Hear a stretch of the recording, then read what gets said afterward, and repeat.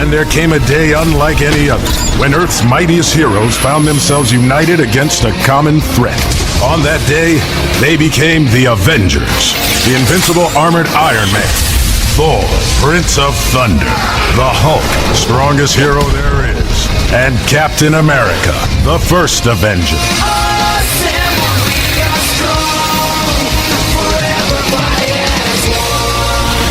Avengers, assemble!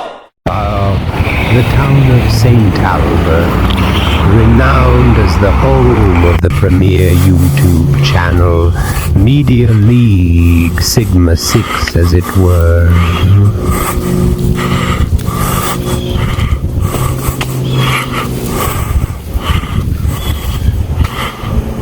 100 million years ago, this Q session is a special prehistoric edition featuring our host, J.N.F.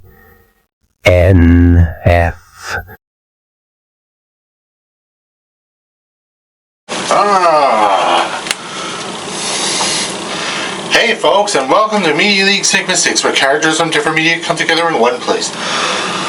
I bet you're wondering, what's J.N.F's house doing in a prehistoric forest? Well, that's because this Q&A session takes us back to prehistoric times. In a time before technology was invented. The era when the first wheel was crafted and dinosaurs dominated the earth.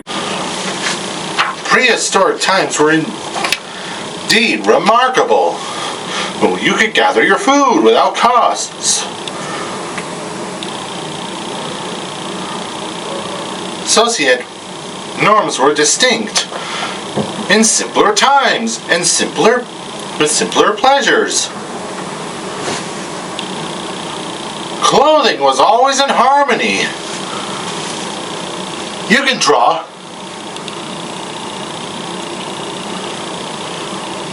Wall drawings were acceptable without reprimand.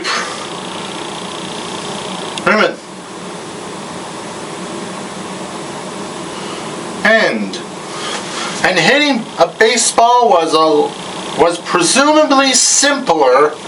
Yes, sirree.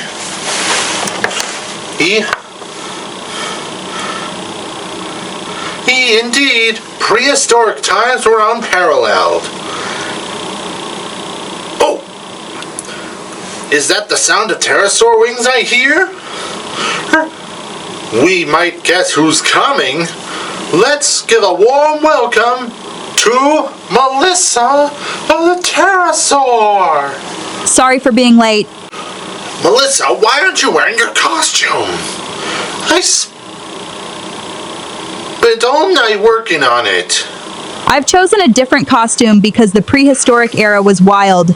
The future is where it's at. Why say that? That's not true. I wager that our good friend Sonic believes the prehistoric times were the best. I don't believe he does. He most certainly does. He certainly does not. Yes, he does. He does not. I am quite certain he does. Does not. I know for a fact that he does. He does not. Meanwhile... What's wrong, Sonic? I can't be certain. Blaze. Yet, there's this odd sensation that in some corner of my mind, a man and a female bird are locked in a debate over me, and it appears the bird is winning. Does. Doesn't. Does. Doesn't. Does. Doesn't. Does. Doesn't. Hey guys, sorry I'm late. Hey, Walltails, look at you. Why are you wearing that outfit? Oh, that's simple. I was at a job interview in the city. Oh, come on, Tails. You don't need a job in the city. Hey, you've got a house we're inventing. I understand, but the college required me to secure a well-deserved job to maintain their job placement record. Those college folk are mandating. They seem to have no clue what they're discussing about. While we're busy here and attempting to persuade Melissa, let's dive into some prehistoric questions already, because Sonic does thinks prehistoric times were the best. Doesn't. Season 2 of the Q&A. Oh yeah!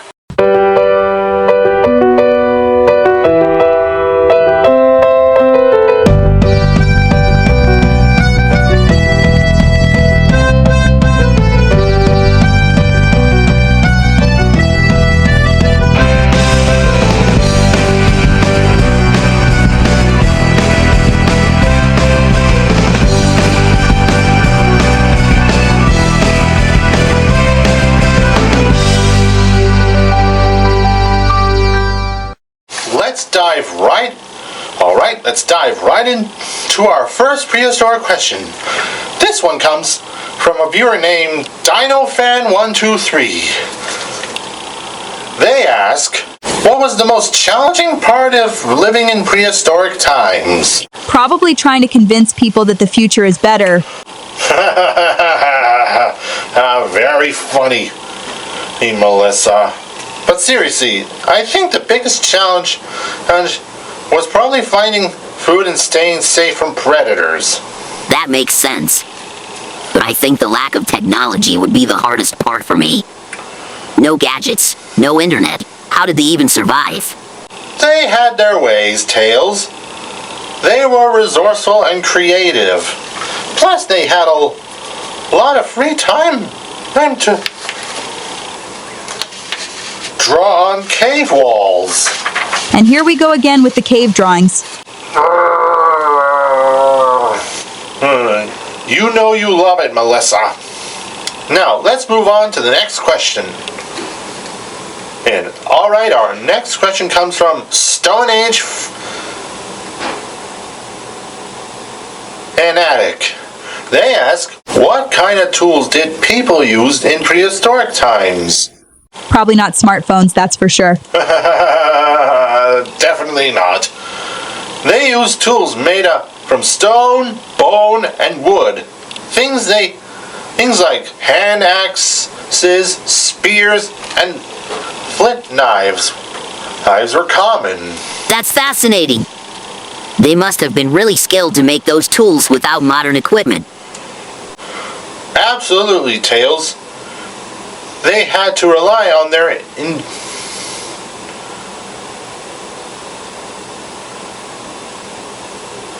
ingenuity and the materials available to them. It's amazing what they could accomplish. I guess I can appreciate that, but I still think the future has its perks. We'll agree to disagree on that one, Melissa. Now, who's ready for the next question?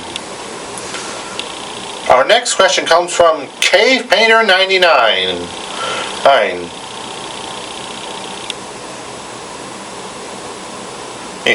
They ask, what kind of art did people create in prehistoric times? Finally, something I can get behind. They created amazing cave paintings and carvings. That's right, Melissa. They used natural pigments to create images of animals, hunting scenes, and even handprints on caves. It was their way of telling stories and recording their experiences. It must have been incredible to see those animals in person, but also pretty dangerous. Exactly, Tails. And it shows how creative and expressive they were, even without modern tools. I have to admit, that's pretty impressive. Maybe prehistoric times weren't so bad after all.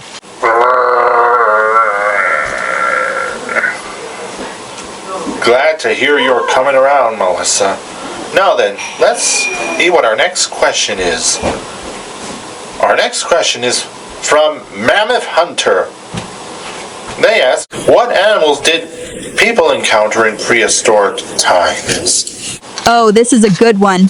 They encountered all sorts of amazing creatures like mammoths, saber-toothed cats, and giant ground sloths. That's right, Melissa. And let's not forget the dinosaurs, although they lived millions of years before humans. That's incredible. It must have been terrifying to encounter one of these giants. Definitely, Tails. People had to be very cautious and clever to survive alongside such formidable creatures. I guess that's another point for prehistoric times. They had some pretty epic wildlife. Glad that you're starting to see the appeal, Melissa. Now then, let's move on to our next question. Our next question comes from Firestarter. They ask, how did people discover and use fire in prehistoric times? Now this is a hot topic. Fire was a game changer for prehistoric people. Absolutely. Hey, Melissa, they discovered fire by observing nature's occurrences like lightning strikes. Eventually, they learned to create fire themselves by striking two stones together or rubbing sticks. Fire must have been so important for them. It provided warmth, protection, and a way to cook food. Exactly. Tails. It also allowed them to extend their activities into the night and help in making tools and pottery. I have to admit, mastering fire was a pretty big deal. It's one of the reasons they could survive and thrive. See, Melissa, prehistoric times had their perks. Now let's move on to our next question. But first, while we're on the subject of fire, let me show you how a caveman makes a fire using two sticks. He does it well by rubbing them together. Doesn't get any creative than that. Chuck one up for J.N.F.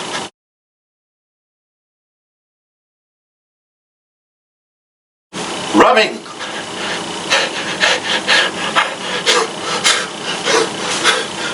I guess this is a type of wood that doesn't burn. Oh, Melissa. My idea is superior. Score 1 point for the future.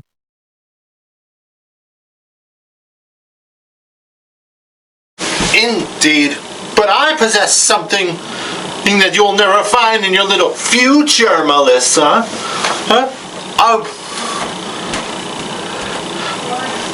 Since Grimlock came from the prehistoric times. Oh, there he is. Just come out here, big guy. You see, folks, Grimlock accidentally went back in time to the Ice Age, where he got frozen in a block of ice. And I spent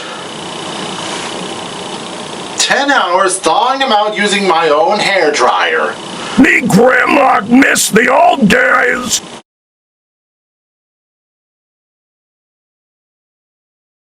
That's nothing, J.N.F. Make way for the future. Greetings, I am E123 Omega. How may I assist you?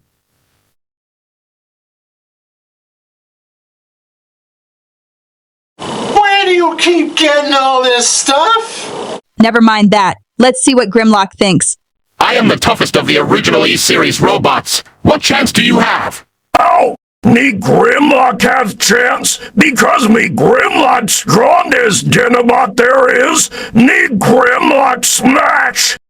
Melissa, you're ruining me caveman show. Hey, let's remember our purpose here. We still have additional prehistoric questions to address. Good idea, Twilight. Tails.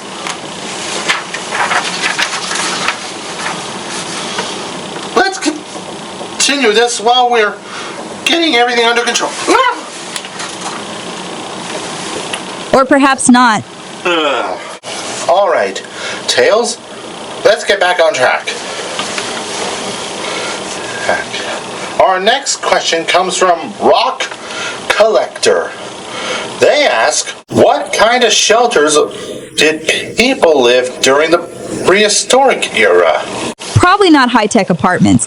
They lived in natural shelters like caves, and they also built huts from wood, bone, and animal hides. These shelters provided protection from the elements and predators. That sounds cozy in a rugged sort of way. They must have been really good at using the materials around them. Exactly, Tails. They were very resourceful. Now, let's see if we can get through the rest of these questions without any more interruptions. No promises. Our next question comes from Stone Tool Master. They ask, how did people make tools and weapons in prehistoric times? This should be interesting. They didn't have factories, so how did they do it? They used the materials like stone, bone, and wood. They would shape stones into sharp edges for cutting and hunting. They also used bones to make tools and weapons like needles and fishing hooks. That's amazing. They must have had a lot of skill and patience to create those tools by hand. Absolutely, Tails. It was a simple process, but it was essential for their survival. I have to admit, that's pretty impressive. They were like the original inventors.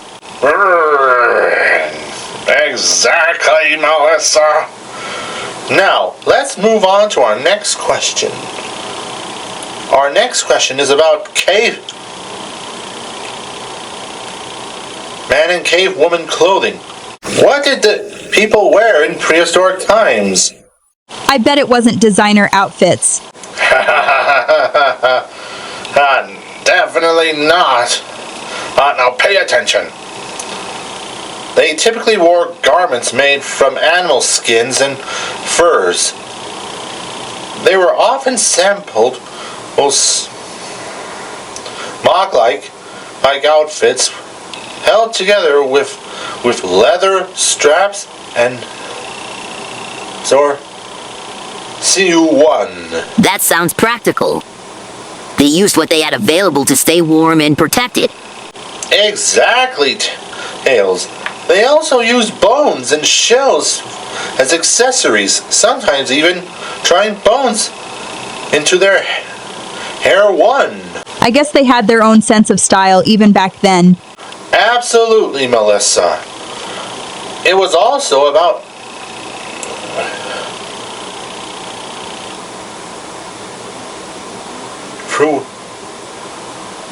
functionality and using natural materials. Now let's move on to our next question. Our next question comes from Ancient Explorer. They ask, how did people communicate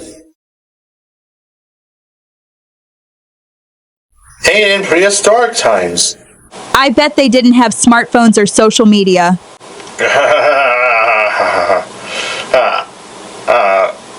Definitely not. They communicated through spoken language, gestures, or symbols. They also used cave paintings and carvings to tell stories and share information. That's so cool. It's like the earliest form of storytelling and communication. Absolutely, Tails.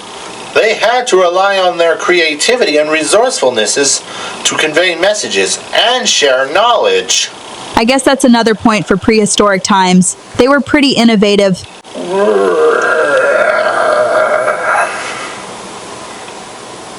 Glad to see you're starting to see the appeal, Alyssa. Now, let's move on to our next question. Our next question comes from Fossil Finder. They ask, what kind of food did people eat in prehistoric times? I bet they didn't have fast food or delivery services. Definitely not. And you are one lucky bird girl right now. Oh, Melissa. They were hunters and gatherers, so they ate a variety of foods whose they could find or catch. This included wild fruits, nuts, berries, nuts, roots, and vegetables. They also hunted animals for meat and fished in rivers and lakes. That sounds like a healthy diet, but it must have been a lot of work to find and prepare all that food. Absolutely, Tails. It required a lot of knowledge about their environment and in survival skills. They had to be very resourceful and adaptable. I guess that's another point for prehistoric times. They were pretty self-sufficient. Exactly, Melissa. Now, let's move on to our next question. Our next question comes from Prehistoric Chef. They ask, how did people cook their food in prehistoric times? I bet they didn't have microwaves or ovens. Definitely not. They cooked their food over open fires. They would roast meat on sticks or stones, and sometimes use hot coals to cook roots and vegetables. That sounds like a lot of work, but I bet it made the food taste really good. Absolutely. Cooking over an open fire can give food a unique and delicious taste. Plus, it made the food safer to eat by killing harmful bacteria. I have to admit, there's something appealing about cooking over a campfire. It's like a prehistoric barbecue. Exactly, Melissa. Now, let's move on to our next question. Our last question is about the tyrant lizard king itself, Tyrannosaurus Rex. The viewers ask, what made the T-Rex such a formidable predator?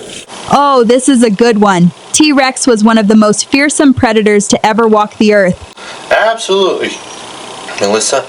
The T-Rex had a massive body, sharp teeth, and incredible jaws. It could deliver a bite force up to 6 tons, which is enough to crush a car. That's incredible. It must have been terrifying to encounter one of these giants. Definitely. Details. The T-Rex was also very large and measuring up to 40 feet in length and weighing as much as 8 tons. It had strong hind legs for running and a keen sense of smell to track its prey. And let's not forget those tiny arms. They might look funny, but they were actually quite strong and could have been used for holding on to prey. Exactly, Melissa. The T-Rex was built to rule its environment. It was truly the king of the dinosaurs. I have to admit, prehistoric times had some pretty epic creatures.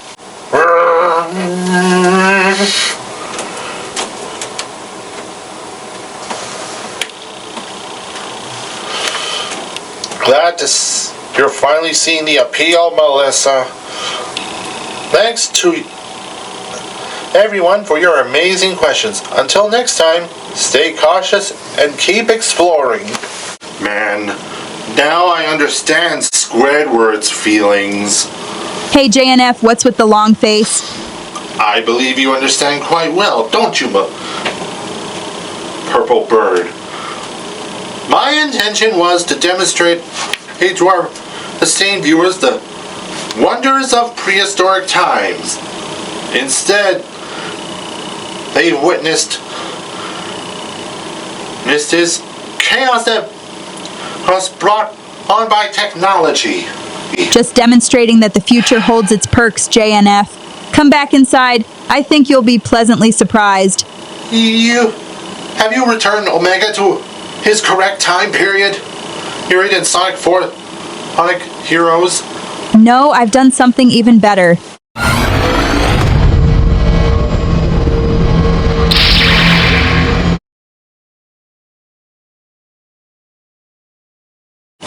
Well, Melissa, I must admit, the future is where it's at. Plus, we're back in our own time. And to show there are no hard feelings, I've brought you a gift from prehistoric times. Really? What is it? Whoa! Oh, Melissa!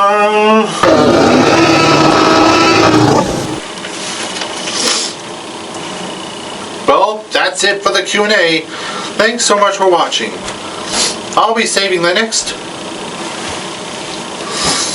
few questions for 2025, as this Q&A was the last one for 2024.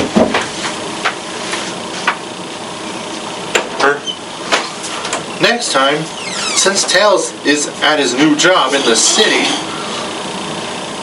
of Edmonton, we're doing a comedy video entitled The Chocolate Milk Beer Project. Heck.